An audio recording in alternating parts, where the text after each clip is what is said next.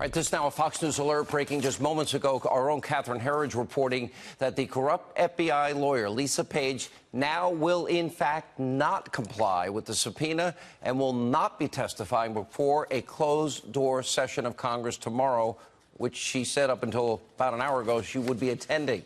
Here with the reaction, author of the New York Times bestseller, Trump's America, The Truth About America's Great Comeback. And he is also the executive producer of The First American, which is now available on Amazon Prime Video. Former Speaker of the House, Fox News contributor Newt Gingrich is with us.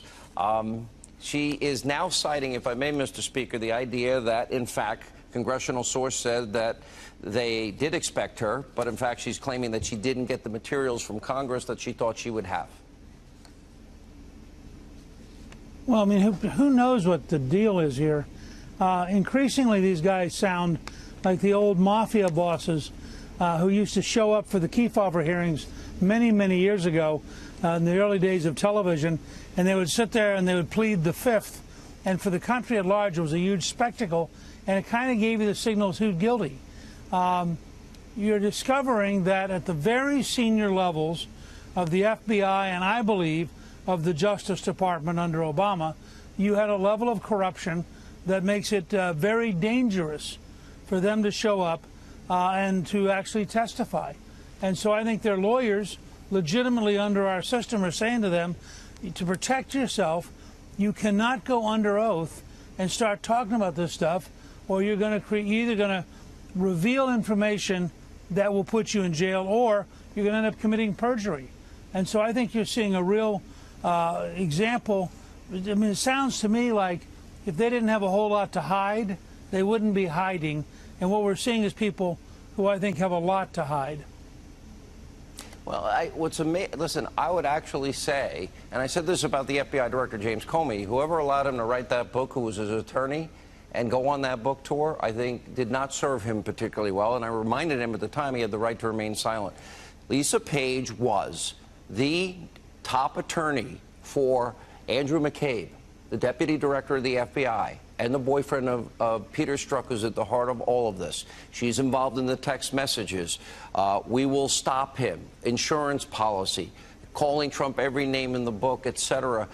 I honestly feel when you think of the ramifications and how profound it is that they wanted to literally alter a presidential election, in a way, I don't think I would allow her to testify.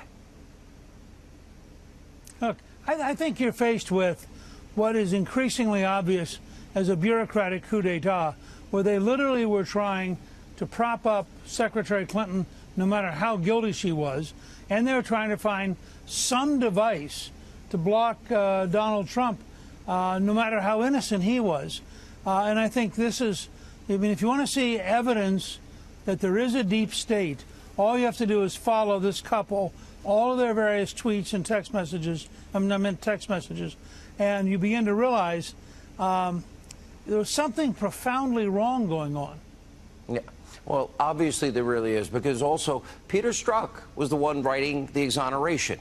He's the one that replaced gross negligence with extreme carelessness. He's the one that interviewed Michael Flynn. He didn't think Michael Flynn was lying. He interviewed Hillary Clinton. 3 days later, she was exonerated, but he had been building the exoneration case since May. This happened in July.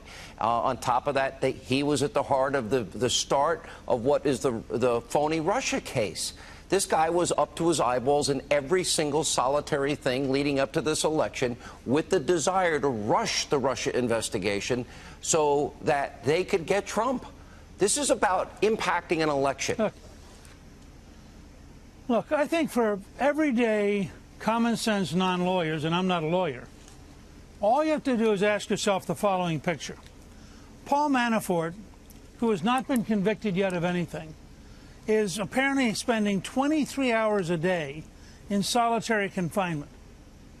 Meanwhile, every single person in the Clinton team, no matter what they've done, has basically been ignored, exonerated, allowed to go free. Now, I mean, if you want to see how sick the system is, look at the way they're treating Paul Manafort, and look at the way they treated Hillary's aides, including the guy who took a hammer to break up the smartphones and took BleachBit to destroy the memory of the computers and say to yourself, how come all these people had nothing done to them, and without even being convicted, Paul Manafort is in solitary confinement for 23 hours a day? And it tells you we have a very sick system. A 2005 tax case. And remember what the judge said, Judge Ellis III, that they're putting the screws to Manafort for the purpose that he will sing or compose, and that the idea is to use him to either prosecute or impeach Donald Trump. The judge said that in the case. Let me move on. You see the left's reaction. Fill in the blank. They had it all prepared against whoever the president chose. Your reaction to that, and of course the president's selection. This is one of the most important decisions any president will make. Look, I'm going to go out on a limb tonight. I believe that Judge Kavanaugh was so impressive last night that his introduction by the president, his own speech, the very appearance of his two daughters and his wife and his mother and his father, I believe that this is such a remarkable and easily defendable person.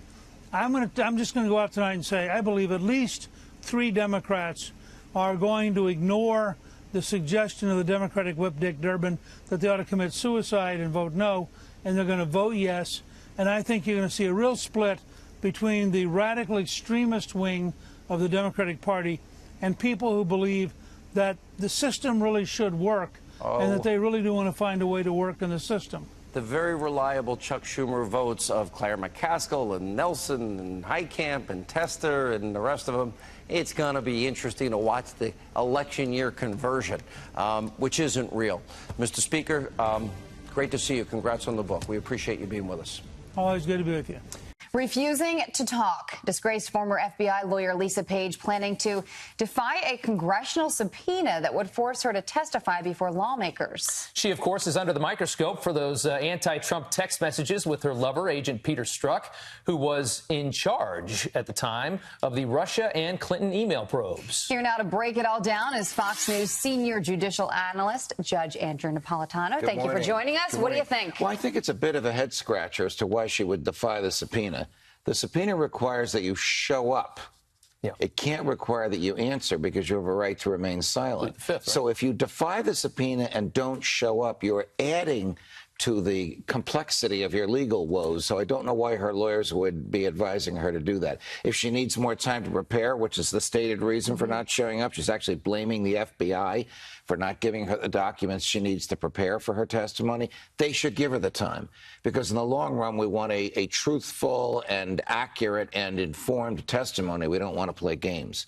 But bear in mind, and I've been very critical of this is secret testimony. And I harshly condemn secret testimony, because then you have the Democrats looking at it, they come out with their version. The Republicans look at it, come out with their version. How about if we watch and listen to the Q&A and form our own conclusions? Right. Well, you know, it's funny because she's had, the critics say that she's had plenty of time to figure this out. And I'm also curious, you know, they say that she's got something to hide. I'm curious, though, is there any penalty for just blowing off a congressional subpoena? Well, she could go to jail if they really want to press it for blowing off. But there is no penalty for showing up and invoking your Fifth Amendment right to silence. Now, what would be the purpose of subpoenaing her if they know she's going to invoke her right to silence? It would just be to inconvenience her. They really want answers from her.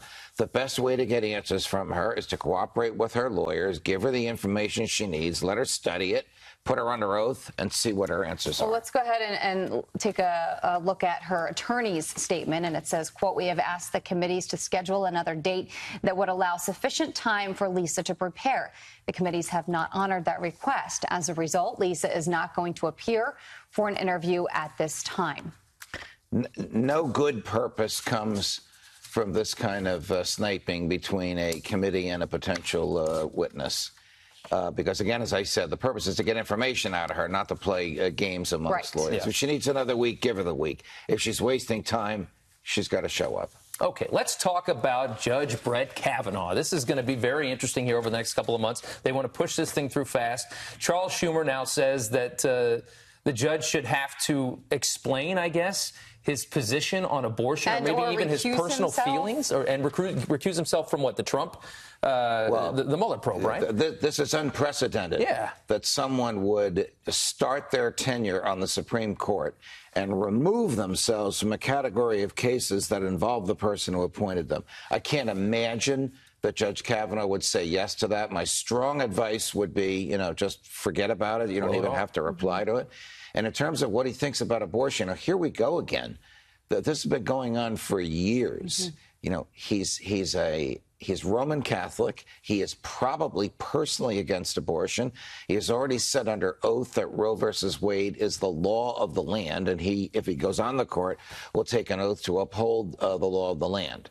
On the other hand, you have Mike Pence, who said just last night, our goal is to undo Roe versus Wade. That's not a secret. The president's been saying that since he was a candidate.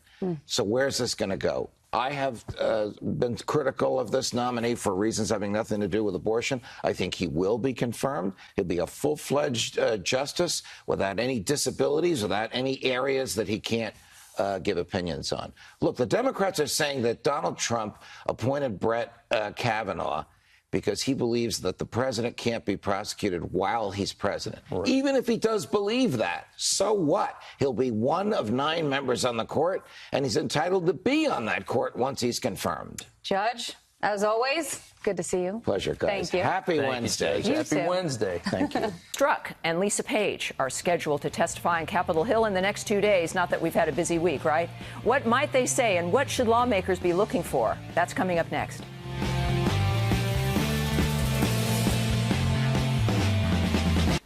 Disgraced FBI agents Peter Strzok and Lisa Page are scheduled to testify to Congress this week. Page is supposed to testify behind closed doors tomorrow, though there are reports that her testimony apparently has not been finalized. Now, on Thursday, Peter Strzok is going to publicly testify to both the House Judiciary and Oversight Committees. So what might those House members and the country learn from that testimony? Well, we've got the woman who will likely have the answer. Kim Strassel is on the Wall Street Journal editorial board. She joins us now, and Kim, it's a pleasure to talk with you. Whenever you come up, and for my radio audience and on social media, we so like hearing a smart point of view, an investigative framework, and thank you for joining us tonight. I appreciate it. Thank you for having me. Now, look, there's a lot coming up, obviously. We all know their names, but the fact of the matter is Peter Strzok is key because he was leading both, ironically and strangely, the Hillary and Trump investigations. This is the man, of course, who pledged to his girlfriend, Lisa, that they were going to stop Trump. So we're seeing a framework here that while it seems like it's 2 people, the big issue is how far does this go? Is this a larger framework? Why was he so comfortable being so brazenly against Trump? And how is it that he heads these particular teams up? What do you think we can expect from his testimony? And will we get any of those answers? Well, this testimony is going to be key. It's arguably probably the most important testimony we will have had yet. And the reason why, as you said, he was lead investigator for both of those probes. And that's important because if we're to take former FBI Director Jim Comey at his word, he wasn't really involved with the day-to-day. So Peter Strzok is the guy who was making the hands-on decisions out there. Amazing. And I think just as important, there's going to be a lot of questions for him. It'll be interesting to see what he says, but also to see what he does not say. Right. I would expect very much for him at times to say that he can't go into it, ongoing investigation, classified information. We'll see how much tolerance the members have for that. But just as interesting will be if he pleads the 5th, and if he does, in relation to what questions, because that would suggest his legal counsel has advised him that he might have a professional or legal liability in some regard. And he had he did some private testimony, a private interview, and didn't he have a number of FBI attorneys with him? I mean, he's moving through this framework, clearly, it seems, with the support or protection of an entity, some might call it the swamp or otherwise, and clearly, they're being the position they're in, they're schooled in knowing how to not answer. Is this what we can expect? Do you think it would be a slip-up, or how do we get information from people who simply don't want to give it to us? Well, this is highly concerning because it does seem to be that the FBI is sitting there right next to him, nudging him to make sure that he doesn't say anything they don't want him to say. But look, they're going to have, this is going to be different in public testimony. He's not going to have that entire phalanx around him. And he's going to have a lot of congressmen that have the opportunity to ask probing and continuing questions, not just on some of the framework we already know about. Like, for instance, why did the FBI really believe it was credible to launch an entire counterintelligence investigation, which is a very big deal, on the basis of some hearsay from an Australian politician about a third-ranking Trump aide who made a comment in a London bar? Right. You know, how much did he know about the dossier? Did he have interactions with the dossier's author, Christopher Steele? There's going to be a lot of places they can go. How does he explain his bias? But also, we're going to get an opportunity to ask him some questions about stuff we don't know about. Did they really only begin this investigation at the end of July, or were they running informants before that point? And if so, on what basis? And also a lot of information and questions about the Hillary Clinton probe, too, which remain unanswered. You know, should he be worried, and I know that her testimony will be in private, but should he be worried about Lisa Page's testimony and what she's going to say? Obviously, when you've got two individuals, it can be important to be able to play one against the other, that it could be reasonable to consider that, considering her position was somewhat different than his. Do you think she's going to become a liability or become a problem for him? And is that what perhaps some of the investigators are looking for? I think all of the upcoming testimony is potentially problematic for each other, because if you think about it, step back, they've had some of the main guys come in and testify, but it was a deliberate decision by many of the committees to not have some of these central players, the absolute key witnesses, come in until they had had a chance to go over all the documents and obtain everything they wanted. That's right. A basic investigative technique. You want to know what questions you need to ask them, because you might only get one shot or two. Wow. And so they've got a raft of witnesses now. Devin Nunes at the Intelligence Committee has sent over a list of dozens of names. Yep. And these people are central figures, FBI, State Department, and Obama administration. Wow. And we'll see just how many of their stories line up. Yeah, we've got a long way to go, and this story is certainly bigger than what's just in front of us. Kimberly Strassel, thank you so much for joining us tonight. Great job. Thank you. Thank you.